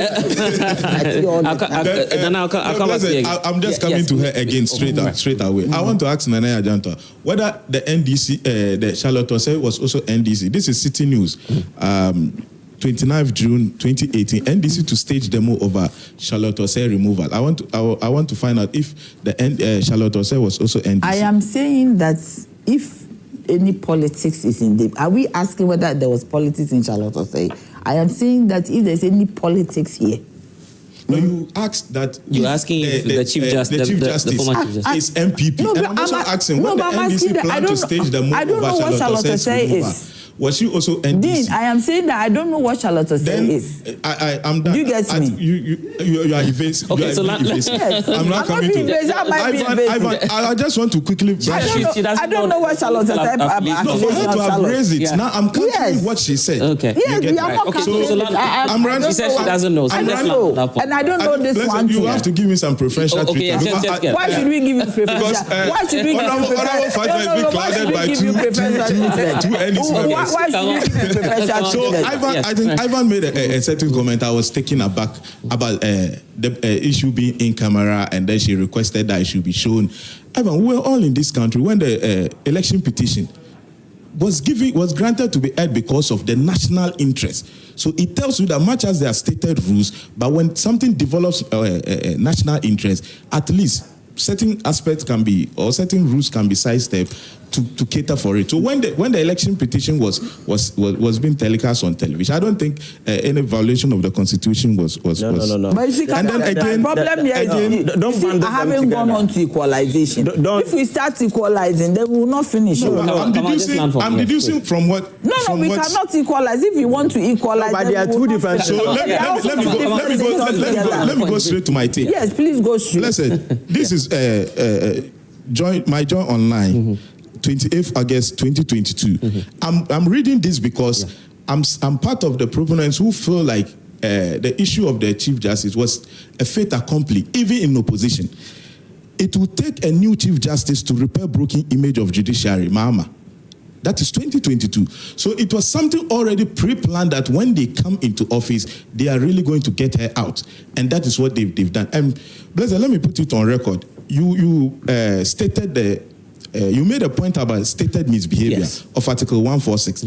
I sitting here as Kamal Amasama Bruni, I've resolved that if there's a change in government within a day or two, I'm also going to write a petition using. But you don't know who the next. Yeah, I don't. No. But now it's looking like it's conterminous with a sitting president, because I'm also going to exploit the weaknesses of the stated misbehavior, which is not well defined in the Constitution, to write a petition. Because today I can equally write a petition against a Chief Justice by virtue of the fact that a meeting is supposed to start, say, at 9 and he comes at 10. I can state it as misbehavior. So it's either now they have a rubber stamp parliament, they can use it to well define what stated misbehavior is, or we all exploit the loophole that is in there to a petition against a future Chief Justice. That is my proposition. You see, Bless, the point is that this posture of Kamal is very interesting. When it is their turn, they want you to treat them like some babies. You have to pamper them and mold them. And do you get me? When listen to what he said, and I've heard it variously, that when we come, we are going to make sure that we write a petition. Some say it's because of the precedents that's being set now. What precedent? So what about Charlotte? Me, I'm sitting here. If I tell you my story, you weep for me. Do you get me? Do you get me? Yeah. If you hear my this thing. Okay. So I am telling you that, you see, when it is them, why are they doing that? Because the woman you are saying is not MPP. Me, I don't know her political this thing. Right. Now you are going to avenge her on her behalf, because then you are going to write a petition because she's your person or what? Okay. For the sake of time, maybe Fatih wants to chip in something. Just two quick interventions. Right. One, on the fact that there was an audit report on the findings on the travels. Right. Let me remind you that when the Auditor General's report is released, it is not conclusive. And that is the very reason why people within the public sector are called before the Public Accounts Committee to come for justification. And if they are able to provide further and better particulars, then the issue is conclusive. When the audit report came, the Judicial Secretary actually responded. And after the response, there was no further engagement or complaints or concerns on that issue, meaning the justification was sufficient. If anybody anywhere says they have a document showing that when the Judicial Secretary responded to the said query with regards to the travels, and that there was any additional information from the Auditor General's office that they were not satisfied, it's not okay. Let's go into the audience. I want to You hear should from see many that. of You you. should Then I'll see come that back to audit Ivan. report and the responses. Yeah, briefly. There've been a barometer, barometer survey, and then it states that almost about 85% of Ghanaians have lost trust in the judicial system. So we believe that the removal of the CJ is part of the reset in our system, in the judicial system. I want to know, it's on my joy that Akufo-Addo has packed the court with MPP-inclined judges. We must balance it. Mahama to end his lawyers. My joy, and date is 3rd September 2023. So some of us believe that this removal of the CJ is politically motivated or it's premeditated, you want to say. Yeah. So I want to ask, how is this going to reset or bring back the trust that Ghanaians want to have in the judicial system? I want to ask. Great question there. Let's go behind. There are some more people. Okay, so let's do the one in front. Oh, there's a gentleman in front beside you, Kamal. Okay, we'll come back to him. Let's hear from the gentleman there. Okay, thank you very much. So I think just like what my brothers earlier said, what makes it look political is what the NDC, their position in opposition, what they said about the judiciary and the Chief Justice in question. So they come in government and doing it. It's just like they just going by what they said in opposition. So what we are saying is that the president has an arm of government, which is the executive, and now they have majority in parliament. So through a rubber stamp, that side also is more like to the president. So leaving the judiciary out, which is going to stand in to make sure our democracy is in good standing, then going there to take away the CJ now makes it look like you've undermined the whole democracy we have in this country. Because as of now, the only arm of government that is distinct or that stands in for the people is the judiciary. Because currently we know the president has the executive and then the legislature. So what we are saying is that the president has set a very dangerous precedent that any government that may come in will want to toe that same path, in the sense that you've gone in to take out a chief justice who has an arm of government, who has the judiciary. You've just kicked her out just like a polling station executive. There's a question Ivan was asking. Where's the proof? The law was used. Where's the proof or evidence to say that she wasn't giving a fair hearing? Personally, with what we've heard or what we've seen, we can say it's not unconstitutional, it's constitutional. Just like how Ivan said, the constitution itself has already outlived its usefulness, because currently checking through the process, it's just like the president, the Council of State at that side has already been politicized, then coming into the committee being formed by the same president. So it's just like when the president wants to take out the CJ, it's just checking through the constitution, just giving Council of, getting petitions to Council of State, getting a case, and then forming a committee to just take the CJ out. Yeah, hand the microphone to Julius, because Julius disagrees with you. Then there's a lady behind as well. She wants to make an intervention. Yes, Julius, yes. Yes, I would first of all use this opportunity to greet my mentor, that's Honorable Joycelyn Tete, MP for Not Dying. In this issue, sometimes we get confused as youths coming up, because anytime there is a matter of national affairs, it becomes like the opposition always comes in to support the one that is going in the other way. That is the CJ like this. The petition was brought. It was taken to the Council of Elders, Council of States. Yes. It was taken through the right channel as the Constitution directs. So I don't see where the Parliament, the majority that has been given to the NDC has to do with this. It will only come in when these procedures were not taken, but just jumped into conclusion that, yes, CJ, we are resigning you. Kamal has given a number of events leading to this, right? Saying that there are links. The former president has even said something. The current president has even said something about that before in opposition. Is that not enough evidence to prove? I should keep a banana under a cloth for 2 weeks, and I sit somewhere, somebody tells me that what you kept there, the next week you go there, it will rot. And exactly a week later, you go there and it rots. Does that mean he caused the banana to rot or the nature? So it's just like going to meet. So you're trying to say it's bound to happen? Yes. That's what you want it's to just tell like meeting a marking scheme. I've marked your script. This guy also marks the same script of the same for another person. And then at the end of the day, we compare the two. We see that even though we have the same marking scheme, this guy marked in favor of the person against the marking scheme. So if I should take the same script and mark according to the marking scheme, which is the constitution, I don't see anything bad with it. Julius, thank you. There's a lady behind. Let's give her a priority then, and then I'll come to the gentleman in front. Yes. Thank you very much. I'm Jamila Bagaya. With regards to the Chief Justice, I think we should not politicize this issue because she said the law is the law.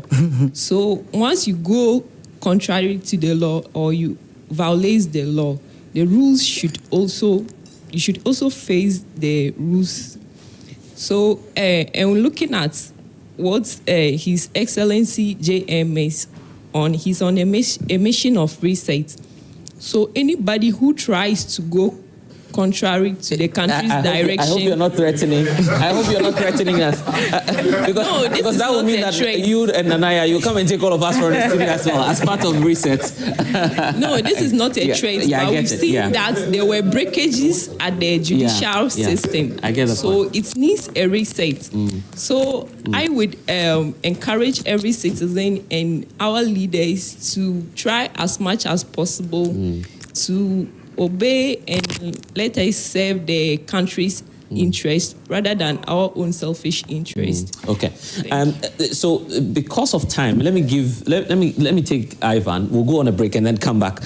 So we'll take other thoughts as well. Ivan. Yeah, Blessed. I think this whole process is not a novelty. It's not as if this is the first time this particular provision has been activated. And I think playing the female card in this instance will not wash because the last time I checked, Charlotte Say wasn't a man.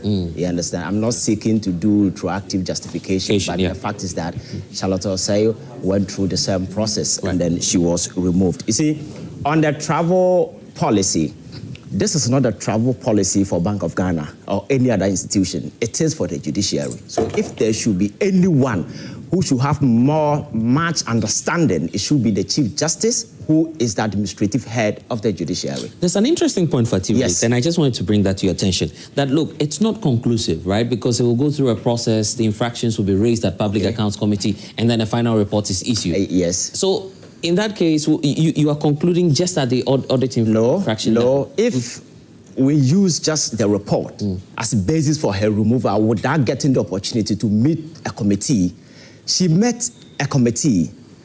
There was a former AG in the committee. She went there with her lawyers. She had a day with the committee. She probably... but I'm not talking about the committee. I'm talking about what Fatih is saying about the audit findings. It's not conclusive. Yes, but see, that audit finding not being conclusive, details of it was espoused at the committee level. And there was an auditor, a former auditor general. Because a former auditor general is there. The woman had actually gone there to state the same thing Madam Fatih said, and the details might have been espoused there. You understand? So that is not an argument. Again, traveling with the security is something that cannot be waived. The Chief Justice is supposed to travel with the security, just like the President. President Mahama cannot just wake up and say, I'm going to Tamale and I'm going alone. I watched an interview that George Bush granted. He said the thing he likes doing most is driving. But the Secret Service told him, hey, you cannot drive. You understand? And so sometimes the security implications, because some of these individuals walking comes with some level of security risk. You understand? You are not alone. Yes.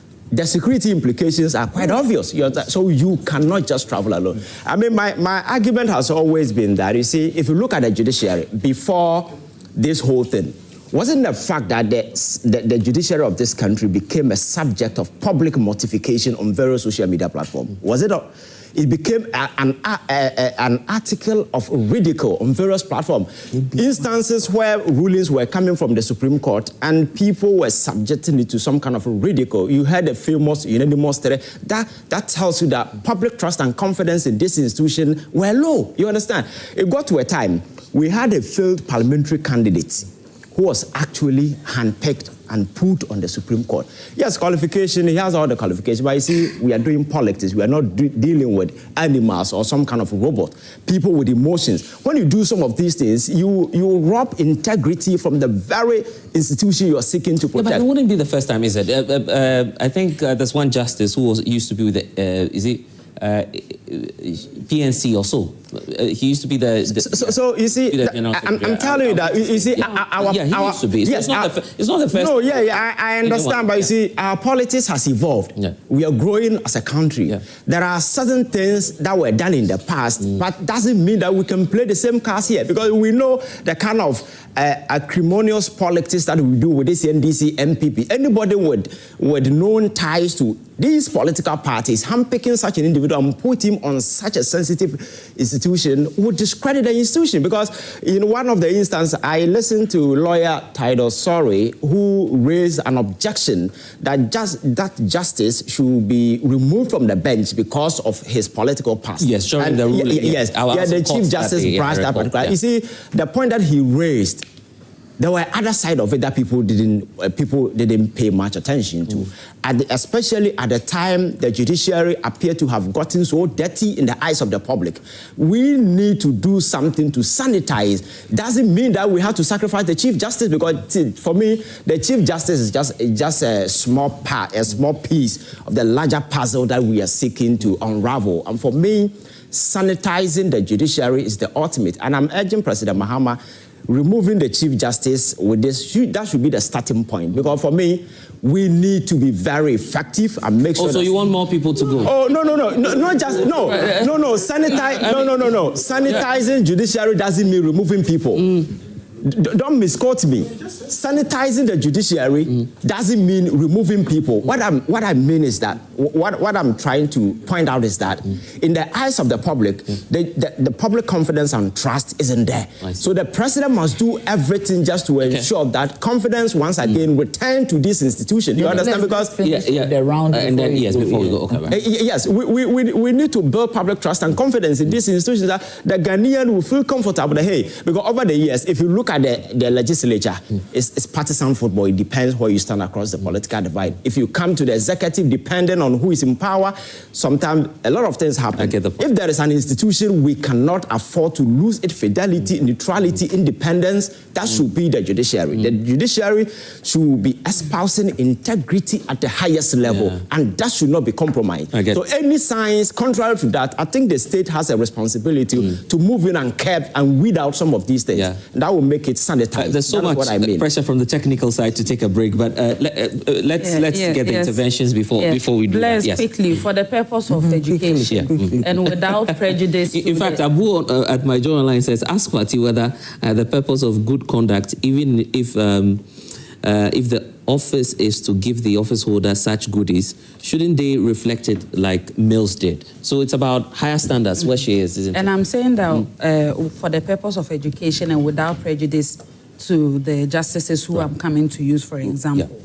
But in response to Ivan's submission, I want to state emphatically that under the 1992 Constitution's regime, having been politically exposed and having served political office has never been a bar to being appointed to any of the courts in Ghana, not at the lower courts and not at the superior courts. And specifically, let me give you this example.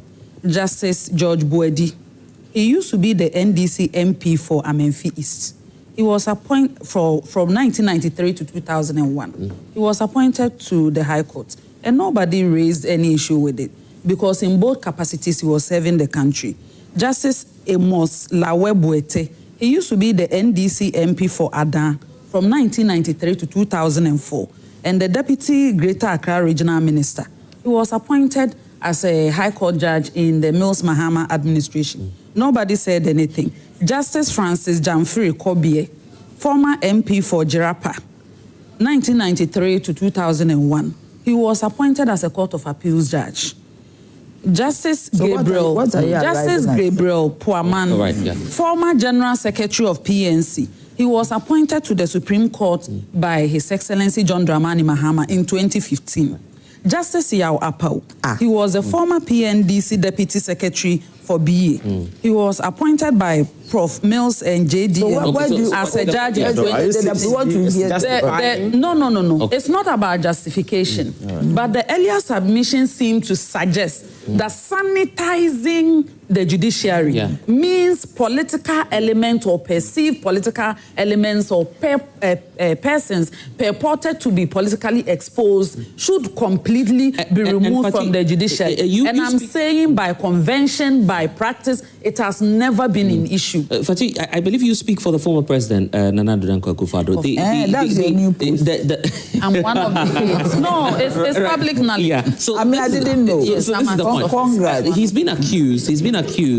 been accused of being part of the challenge that we have, because when he was, adding more judges to the Supreme Court, the claim is that he had packed the Supreme Court with people who were, assuming without admitting that President Akufo-Addo packed the Supreme Court, where did the current president, John Dramani Mahama, got the empty space to put 7 judges in the Supreme Court? Not that some people retired and were being replaced, not that there were any incidents. Some have retired. The court, I'm saying at the time of the appointment, it was not a replacement exercise. Right. It was a packing exercise. But I never sat on any platform to make an issue out of it, because there is a basic qualification for who can be at the Supreme Court.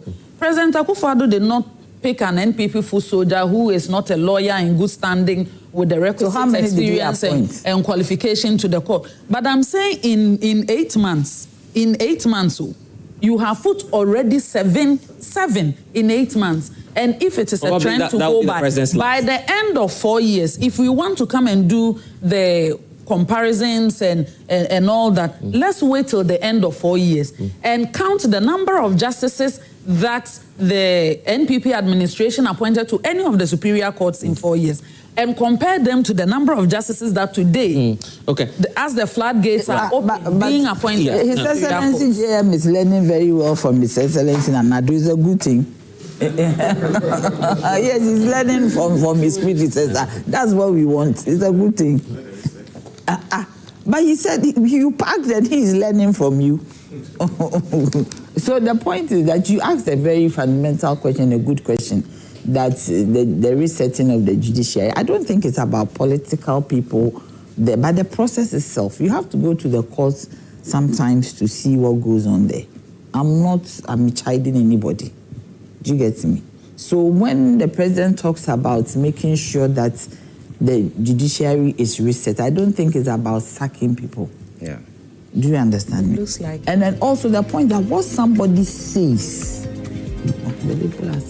what somebody says in opposition, what somebody says in opposition does not mean that even if it happens, I should cut. We'll take a break and then because I want to continue. Yes, so that you make that point for us. You're watching Prime Inside. We'll be right back. Please stay. Yeah.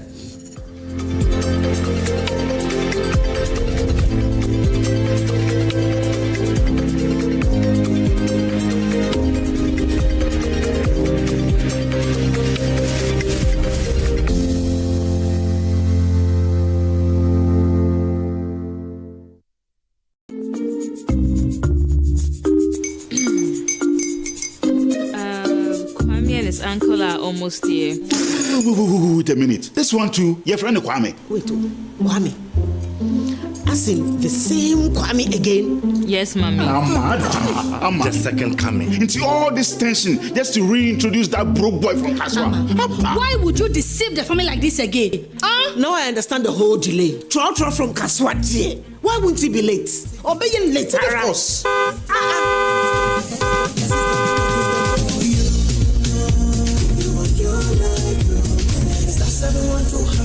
You could be the luckiest. Coffee from Georgia be luckiest. From not the block, she be luckiest. Yeah, you could be luckiest. No matter why you're lucky, everybody go be that luckiest.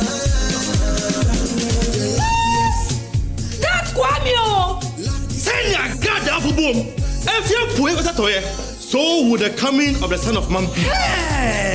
Is that his car? Dial star 712 hash. Choose your ticket. Enter your lucky number. Follow the prompts and let destiny handle the rest. This promotion is regulated by the NLA on the Caritas platform. Are you ready to shop, network, and save big? Then don't miss the Joy Prime SME Fair 2025. Have 3 days to shop and discover unbeatable deals on fashion, food, technology, home decor, appliances, and more. All from Ghana's most exciting small and medium enterprises. Bring your friends, loved ones, and family and enjoy live entertainment, giveaways, amazing discounts, and more. Hey, don't come yo, don't come me. To register as an exhibitor or vendor, call 0500-238-383. The Joy Prime SME Fair 2025. Building tomorrow's businesses today. Powered by EcoBank, the Pan-African Bank, and supported by the Joy Business Van. Media partners, Joy FM, Hits FM, and myjoyonline.com. This September, 2 Cute Entertainment House, in partnership with AVV Foods, presents 3-time Best Stand-Up Comedian, 2-time Overall Best Comedian, Ghana's finest comedy export. It's Lexi the Comic, FBI. I miss Papa J's era. Sometimes I picture his relationship with Atamel where they are now. I wish I could interview Atamel.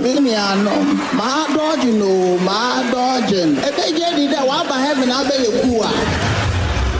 Funny boy in it, performing alongside Lexi, Chris Mapani, and KG Mokhad, all from South Africa. General Ntatia, Parrot Mount, Ben Sao, James Brown, Jeffrey Norte. Ticket 200 Ghana cedis regular, 300 Ghana cedis double, 300 Ghana cedis VIP, and 500 Ghana cedis VVIP. Star 714 star 800 hash or the front desk of Joy FM. Funny boy in it. Sponsors South African Airways, Asempa Fear Graphics, Mpabwara. It's all going down Saturday, 27th of September 2025 at the UPSA Auditorium, 7 p.m. sharp. Media partners, Joy 99.7 FM, Hit FM, Adom FM, Adom TV, Joy Prime, Joy News, myjoyonline.com. This September, Lexi is the FBI you know. He's a funny boy.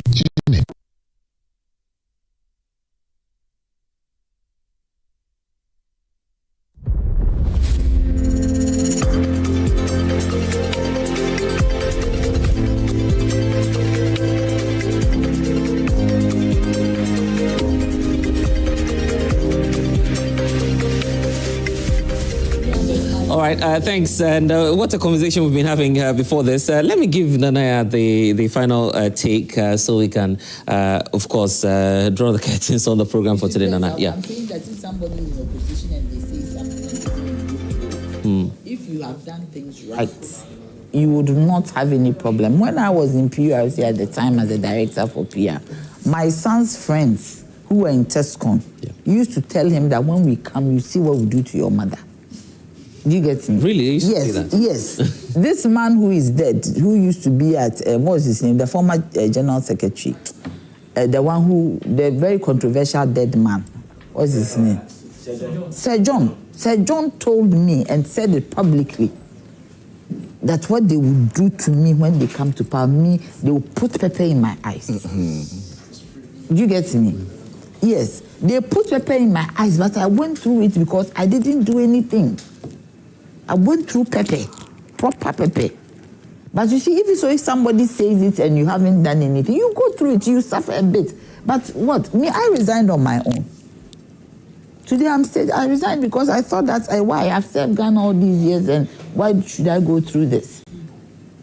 But somebody said it, they orchestrated it, they said it on TV, radio, they said it everywhere.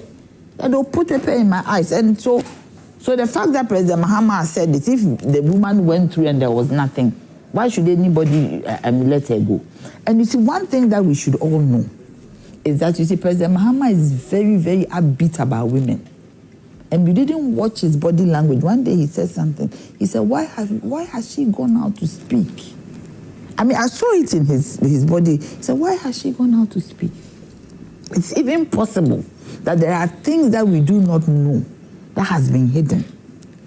That's why I'm saying that for the noise of the MPP, they should bring everything out for us to know. You see, the fact that somebody responded to an audit report doesn't mean that it has been accepted.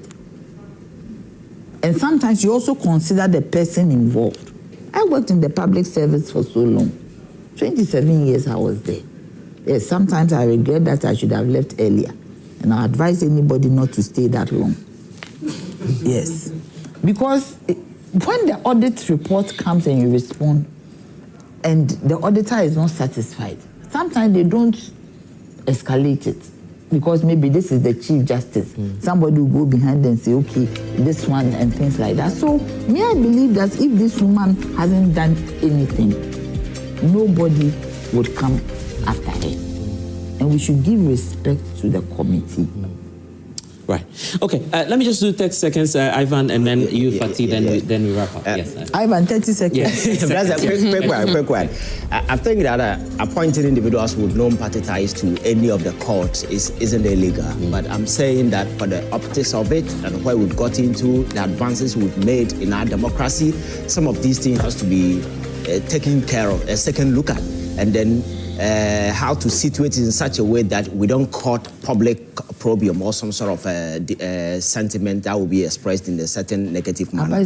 And again, when I mention sanitizing, if you go down to the lower court and sometimes you follow some of the rulings coming out from those places, it's shocking and mind-boggling. And I think we need to pay much attention to the lower court on sanitizing. You understand? And also put a ceiling on the Supreme Court. I see. I think with the Constitutional Review Committee, we need to padlock it at the top to prevent any future overblow. Fatih, the last. In conclusion, I am saying that as it stands now, it appears as a country we don't know what constitutes stated misbehavior under Article 146. And looking at how frivolous the allegations brought against Justice Torkornoo were, we can only presume that in the future, if any citizen of the country feels a discomfort, no matter how subjective it is, they can even bring a petition that this Chief Justice looked at me funny. And it will be sufficient for them to constitute a panel and establish a prima facie case and remove the served CJ. So the floodgates are open, the threshold is there, and we shall learn. Give Fatih one-on-one on this matter. A round of applause for my panel as well. And that's what we have for you here on Prime Insight. Grateful to Fatima Abubakar, former Minister for Information, to Ivan Che, and also to Nanaya Gentle for joining us. And to you in the audience as well. We'll see you again. For those of you watching at home, this has been Prime Insight. I'm Blessed Sogah. We can connect on social media at Blessed Sogah. We'll see you next week. Bye-bye for now.